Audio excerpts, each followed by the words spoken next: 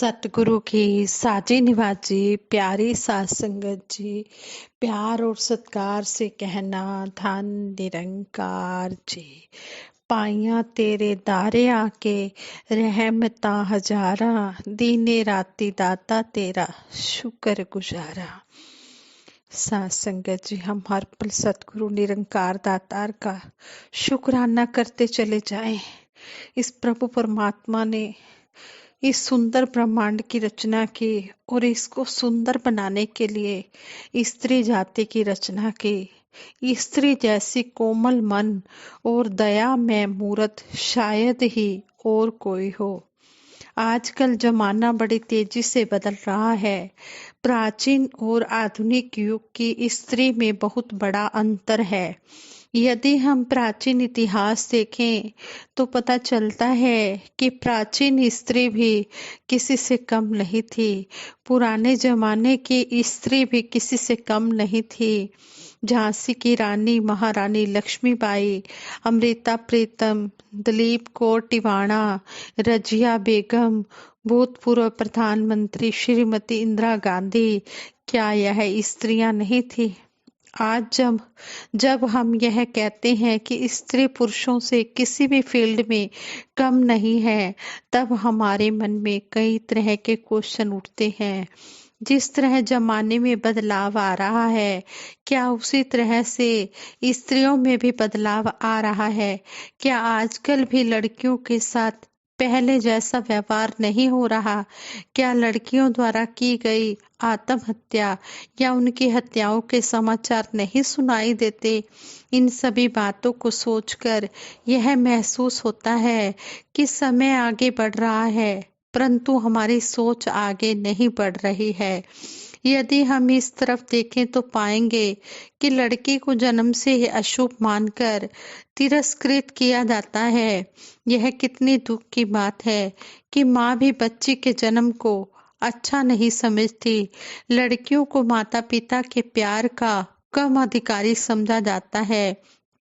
सात संगत जी, ये सभी के लिए नहीं कहा जा रहा है। कुछ एक माएँ हैं जो बच्ची के जन्म के समय जन्म को अच्छा नहीं समझती और लड़कियों को माता पिता के प्यार का कम अधिकारी समझा जाता है। ये कुछ एक के लिए है, सभी के लिए नहीं कहा जाता। सभी ऐसे नहीं होते। सभी कहते हैं कि सभी एक जैसे नहीं होते पेरेंट्स। सच्चाई यह है कि स्त्री ही स्त्री की दुश्मन बन जाती है। समाज में स्त्री को तभी ऊंचा दर्जा मिल सकेगा जब उस स्त्री से दुश्मनी खत्म होगी। तो इस तरह हमें समझाया जा रहा है विचारों के द्वारा। इसके अलावा स्त्री को कई मुश्किलों का सामना भी करना पड़ता है। जरूरत है स्त्री जाति के वरदानों को ध्यान में रखा जाए, क्योंकि एक माँ कितने कष्ट सहकर बच्चे को जन्म देती है और कितनी मेहनत से उसका पालन पोषण करती है। जैसे बहन के रूप में उसके सुखों की कामना करती है, उसे कितने चाव से खिलाती पिलाती है और कई बार तो उसके दुर्व्यवहार को सहकर भी उसके लिए शुभकामनाएं करती है। पत्नी रूप में हर समय सेवा करने के लिए सजग रहती है, उसके हर सुख दुख में उसकी भागीदार बनती है। इतना सब कुछ करने के बाद भी स्त्री की दुर्दशा क्यों? परमार्थ द्वारा विचार कर देखें तो भी सब में परमात्मा ही है और सबके अंदर एक ही परमात्मा की ज्योत है। इसी प्रकार स्त्री में भी वही ज्योत है, एक नूर है सबके अंदर, नर है चाहे नारी है। इससे स्पष्ट होता है कि औरत का निरादर करना परमात्मा का निरादर करना है। जब सतगुरु बाबा हरदेव सिंह जी महाराज समाज को यह बता रहे थे कि जहाँ पुरुषों का अधिकार है वहीं स्त्रियों का भी समान अधिकार है, इसे सही बताते हुए सतगुरु बाबा हरदेव सिंह जी महाराज हमेशा पूज्य माता जी पूज्य माता सविंदर जी को अपने साथ स्टेज पर बिठाते, क्योंकि बाबा जी यह मानते थे कि स्त्री जाति एक वरदान है। और माँ को भी साथ में बिठाते, परम ममता मई निरंकारी राजमाता जी को भी बराबर का दर्जा देते। श्री गुरु नानक देव जी महाराज ने भी नारी जीवन को ऊंचा उठाने व समाज में उसको सम्मान देने व सही जगह दिलाने के लिए कई काम किए।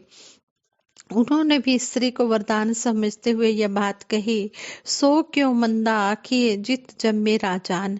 आज जो मनुष्य स्त्री जाति के प्रति तिरस्कार पूर्ण व्यवहार करता है, उसे भी तो किसी औरत ने ही पैदा किया है, किसी औरत ने ही उसे स्नेह दिया है, उसके लिए भी किसी औरत ने ही सुख मांगा है और किसी औरत के संग ही अपना जीवन बिता रहा है। पुरुष कहीं बाहर गया होता है तो स्त्री उसके आने के इंतजार में दरवाजे की तरफ नजर लगाए बैठी होती है। यदि आने में देर हो जाए तो बाहर गली में भी देखने के लिए चली जाती है। घर से बाहर भी उसके इंतजार में काफी काफी देर खड़ी रहती है और अपने पति के सुख की कामना करती रहती है और कुछ नहीं तो हर पल अपने इष्ट देव के आगे प्रार्थना करती है कि मेरे पति ठीक ठाक घर वापस आ जाए।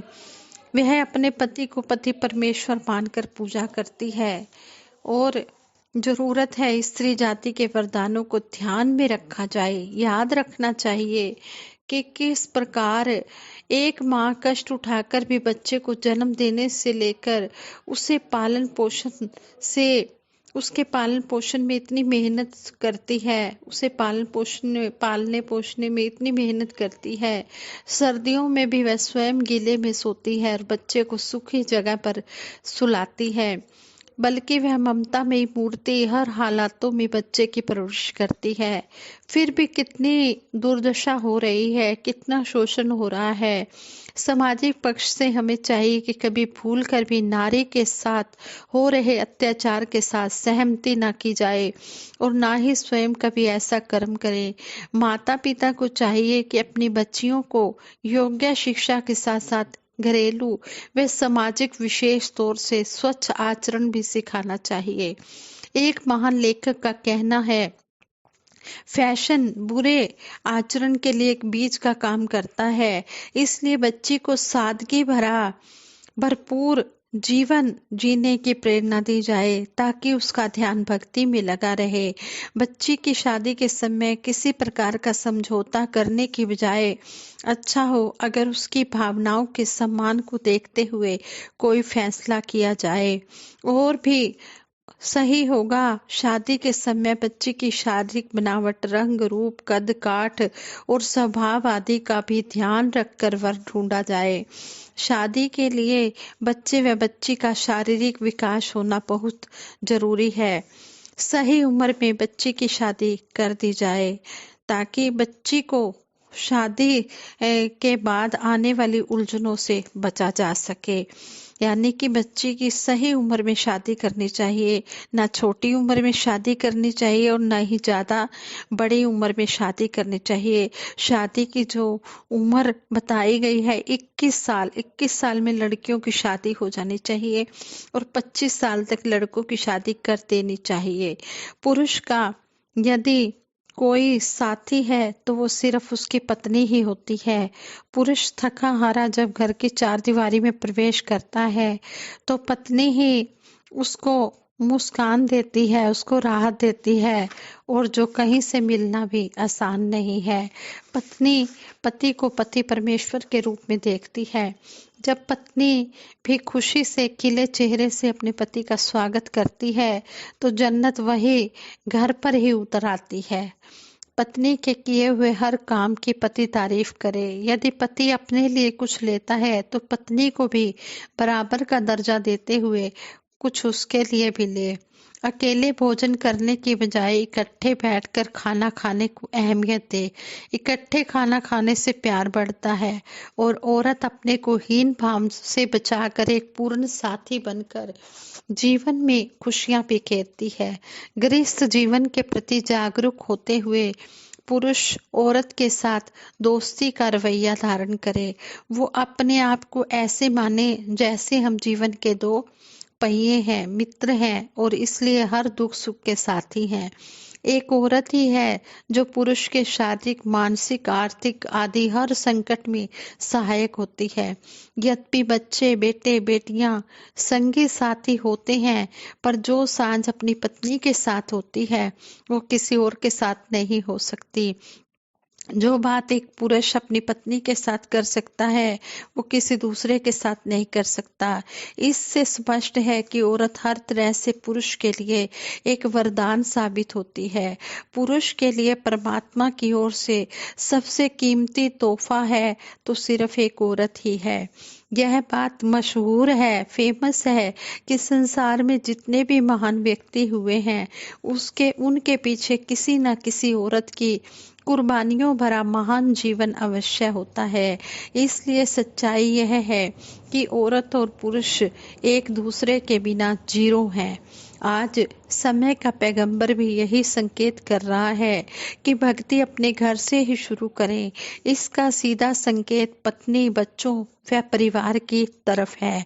आओ हम ऐसा करके देखें ताकि हर घर में स्वर्ग हो। ये स्वर्ग हो मेरे घर में भी, जो स्वर्ग है तेरे दर दाता।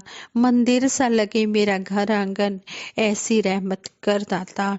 एक स्त्री ही होती है जो पूरे परिवार को संभाल कर रखती है, बच्चों को, पति को।